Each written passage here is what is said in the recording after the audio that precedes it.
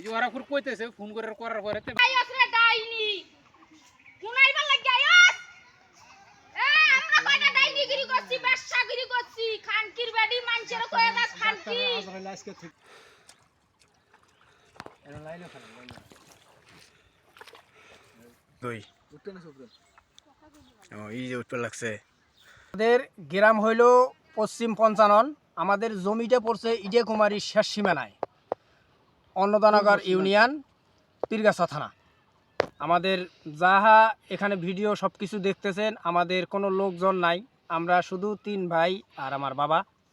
আমাদের গ্রামের থাকিয়াও কিছু কিছু লোক আমাদের উপরে মানে ওদের পক্ষ নিয়ে কাজ করে। উপরঙ্কে যারা আছে, যারা আমার এই ভিডিওটা দেখবেন, সবার কাছে আমার একটা অনুরোধ, আমার যেন সঠিক কাগজ অনুযায়ী আমি যে রায় পাইছি এই অনুযায়ী ওরা যে জোরপূর্বক জমি দখল করতে চাইতেছে, আমি সকলের কাছে আমি একটা সুস্থ সঠিক বিচার চাই। এই তারা যে কোর্টে রায় দিছে এটিএম কোর্টে, সেখানে আমার পক্ষে ওরা আবার ফিরে এই কাগজ তুলিয়ে আবার আরেক কোর্টে দাখিল করছে। ল্যান্ড সার্ভে পাইছি, এটাও নিয়ে যায় আরেক কোর্টে দাখিল করছে। এইটা আর এইটা এই দুটো কি ঘটনা বলেন? আসসালামু আলাইকুম। আমাদের মূল ঘটনা হইল, সর্বপ্রথম 16 সালে ওরা রেকর্ড কালেকশনের জন্য মামলা দেয়। রেকর্ড কালেকশনের জন্য যখন মামলা দিল, এই মামলাটা চলমান অবস্থায় তারা 20 সাল পর্যন্ত কোনো দাখিল প্রমাণ করতে পারে নাই। মামলাটা পিএস পর্যায়ে আসছিল। পিএস পর্যায়ে থাকাতে 23 সাল পর্যন্ত তারা একটা ইনভিটেশন দিয়ে পার করলো। তারপরে 23 সালের 12 মাসের 13 তারিখে মামলাটা খারিজ করে দিল। ওরা কোনো প্রকার দাখিল দেখাইতে পারে নাই কাগজপত্র। দেখানোর পরে তারপরে ওরা জমি দখলের পায়তারা শুরু করলো। জমি আমাদেরই ভোগ দখলে আমরা আবাদ করতেছি, ওরা ভুয়া একটা দলিল দেখায়া ওই দলিল অনুযায়ী ওরা রেকর্ড কালেকশনের মামলা দিছিল। তারপরে যখন ওরা পাইল না, মামলায় হারিয়ে গেল, নিয়ে গেছে। হারিয়ে যাওয়ার পরে ওরা কি করলো, জোরপূর্বক আসিয়া ধান কাটি নিয়ে গেল দলবদ্ধ হয়া। ধান কাটি নিয়ে যাওয়ার পরে আমরা একটা ধান কাটার মামলা দিলাম। তারপরেও ক্ষান্ত হয় না। তারপরে দেখা যাইতেছে আমরা যখন ওরা তারপরেও মানে না জমি দখলের পায়তারা করতেছে, তারপরে আমরা একতে থানায় 3টা বৈঠক দিলাম অভিযোগ দিয়ে। থানার বৈঠক ওরা মানলো না।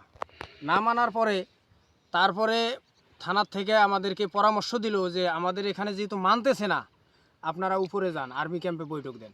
পরে আমরা আর্মি ক্যাম্পে বৈঠক দেওয়ার পরে উভয় পক্ষে বসিয়ে আর্মি বলল যে জমিটা পতিত থাকবে। যে পক্ষ কোর্টের থেকে রায় আদেশ যে কোনো একটা কাগজ পাবে, ওই পক্ষ জমি ভোগ দখল করবে।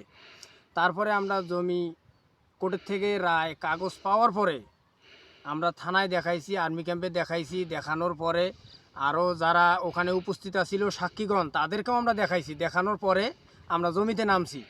জমিতে নামার পরে ওরা আবারও জমি ভাঙচুর করার জন্য, এই যে দেখেন, এই যে ভিডিওতে সব দেখা যাইতেছে, জমি ওরা এইভাবে ওরা ভাঙচুর করতেছে। কারা কারা ছিল আপনারা সেটা জানতে চাচ্ছি।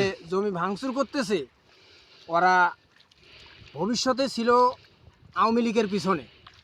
আওয়ামী লীগের পিছনে থাকতে থাকতে যখন দেখা যাইতেছে যে না, আওয়ামী লীগ এক পর্যায়ে তারা নিঃস্ব হয়ে যাবে, ওই মুহূর্তে তারা তখন সাইড কাটিয়ে বিএনপির যখন এই যে দলীয় ভোট হইল, ওই দলীয় ভোটের মধ্যে তারা কেমনে তারা ঢুকি পড়লো। ঢোকার পরে তারা তখন ভোট করলো, বিএনপির সব কিছু কাগজপত্র দাখিল করলো। তারপরে এখন ওরা বিএনপির সদস্য। তো বিএনপির সদস্য হিসাবে ওরা এখানে কাউনিয়া পীরগাছা 4 আসনে এখানে ফুলকলি পাস করছে। তারপরে ওরা জোরপূর্বক ওরা মিছিল করতেছে যে ফুলকলি এখানে পাস করছে, তাতে কি হয়েছে, আমাদের সরকার গঠন তো হয়েছে বিএনপি, আমরা ওদেরকে কাগজ নিয়ে জমি কেমন করে দখল করি খায় আমরা এটা দেখি ছাড়ি দেবো। ওদের বক্তব্য হলো এটা। কারা বললো, নাম কি? এই কথাটা বলতেছে খলিল বারেক আসির। আর এখানে জমি দখলের পায়তারা হুকুম দিতেছে খলিলের মা খতেজা বেগম। না হলো এদের মামলা যখন প্রথম শুরু হয় তখন থেকে রায় একটাও পায় নাই। সমস্ত রায় আমার দিকেই আসছে। আসার পরে এরা এখন লোক ভাড়া করে নিয়ে আসিয়া পরিবারের সদস্য সহ ইন্টার ফ্যামিলি সহ আসিয়া এই ভাঙচুর। কারা আসলো, কি নাম? নাম হইল খলিল বারেক আসির, মাহবুর, হাইবুর, সাইদুল, মাইদুল, এরা সবাই বাড়ির মানে বউ বেটি সহ আসিয়া এরা ব্যাপারটা দেখায় ক্ষমতার পাওয়ার। কি ক্ষমতা? এরা হলো রক্তের গরম দেখায়। এরা তো জমির মূলত যে কাগজপাতি, সেই কাগজপাতি তো একটাও না। আর মূলত এরা প্রথমেই ছিল আওয়ামী লীগে। এখন যখন দেখছে যে আওয়ামী লীগ তো দেশে নাই, এখন দেখা গেছে তারা বিএমপিতে নাম দিয়া একেবারে বড় খাতায় নাম দিয়া এখন সারা দলের ক্ষমতা দেখায়। তারা দলের ক্ষমতা দেখায় এই কারবারটা করতেছে। আপনি তো রায় তো পাইছেন জমি, হ্যাঁ, তাই না? রায় পাইছি, এক এক করিয়া 4টা রায় পাইছি। পাওয়ার পরেও তারা এই জোর জুলুম শুরু করছে। তাহলে কেন? তারা এখন কি দল ক্ষমতায় দেখিয়ে তারা কি এটা দেখাইতে চায় না কি?